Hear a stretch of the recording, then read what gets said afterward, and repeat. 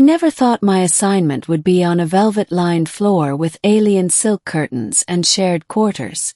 I was a guard, an Earth-born soldier stationed on the diplomatic vessel Unity's Flame, a neutral flagship hosting high-ranking delegates from dozens of species. But now, due to a diplomatic misunderstanding, read sabotage, I'd been reassigned as the sole bodyguard to Princess Kaelira of the Zenthari Empire, and worst of all, because of emergency room shortages and biosecurity policies, I had to share her chamber. One room, one bed, one massive secret. Part 2, the first night.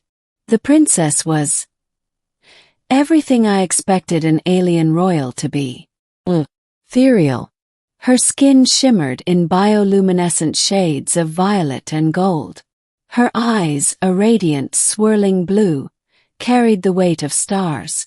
Her voice had the texture of starlight and razor wire. "You may sleep on the left side," she said, sweeping past me like I was the wind and she was the storm. "Thanks," I grumbled, setting my gear down. "Cozy."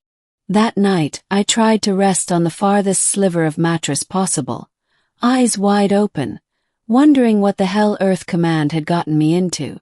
Part 3, Secrets in the Dark. By the third night we were talking. Little. Mostly arguments about room temperature and my snoring. But then one evening she surprised me. "Do you miss your home?" Her voice was softer than usual. Not royal. Not sharp. Just lonely. Blinked. "Yeah, do. You." "I've never seen mine," she whispered. "Born in exile. I only know it through stories." I sat up, startled by the raw honesty in her tone. The Zenthari Empire was vast, ancient, and at war with itself. Kaelira was a political exile, hidden away to prevent assassination. Her presence here wasn't just diplomatic, it was survival. Part 4, the close call. 2 weeks into our cohabitation, the ship suffered a power outage. Emergency lights flared, alarms blared, and I went into full protective mode. Gun in hand, I ordered her to stay behind the armored divider. But she didn't listen. She stood beside me, a dagger of Zenthari crystal in her hand, glowing faintly in the dark. "You're not my guard. You're my ally now," she said. I hated how my heart raced when she said that. The saboteur was caught. A disgruntled separatist from her own world. But the moment I saw the fear in her eyes, real silent fear, I realized I wasn't just protecting a charge. I was protecting someone I was beginning to care about. Part 5.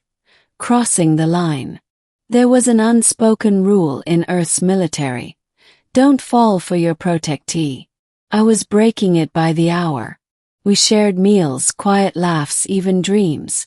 Kaelira told me about Zenthari poetry, about moons with singing tides. I told her about New York pizza and snowball fights in the Rockies. One night, we lay back to back on the narrow bed, not touching, not speaking, until she whispered, "You make me feel safe." "I'm just doing my job," I replied. She rolled over, her voice close to my ear. "No, you make me feel human." Turned. Her face was inches away. Her hand brushed mine. Kissed. Stars, I didn't mean to, but it felt inevitable. Part 6. Forbidden bonds. We tried to ignore it. Pretend it was the stress, the adrenaline. But our connection only grew deeper. The Zenthari were xenophobic in their nobility. If anyone discovered her feelings for a human, it would mean exile for her, court-martial for me, or worse. But when we were alone, under starlit glass and the low hum of the ship, she'd read to me in her language. Taught her chess. She taught me how to disarm a Zenthari blade with only a ribbon of energy. We weren't just allies anymore. We were partners. And partners keep secrets. Part 7. The truth comes out. The peace summit was approaching. Kaelira's enemies had infiltrated the delegation. The threat was real, and I could no longer protect her alone. We devised a plan: expose the conspirators, secure her throne, and fake her assassination to allow her to return under a new identity. But someone talked. Security burst into our chamber.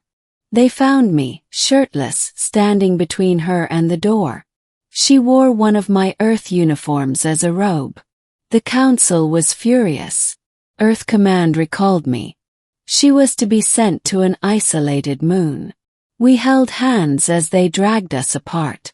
"We'll find each other again," she said, voice shaking. "I swear it." Part 8.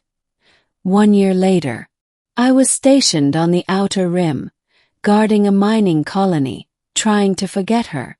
Every night I wondered if she was alive. She hated me. If I'd ruined her life. Then I got the message. Coded transmission. "Come to orbit 9x Zeta. Come alone. I remember the poetry you taught me." My heart stopped. Part 9 Reunion. I took leave, disobeyed orders, and found the coordinates. There, in a stolen diplomatic vessel, stood Kaelira, dressed in plain garb, her crown replaced with a cloak. "I rule nothing now," she said.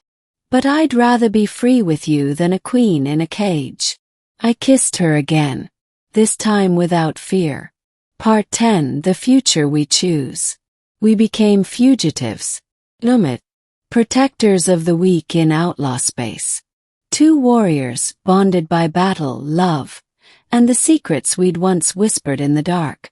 And sometimes, when we lay beneath alien skies, her fingers tracing Earth's stars I'd drawn on her arm, I'd ask, "Do you miss the throne?" She'd smile. "No. Chose my kingdom. And he's lying right next to me."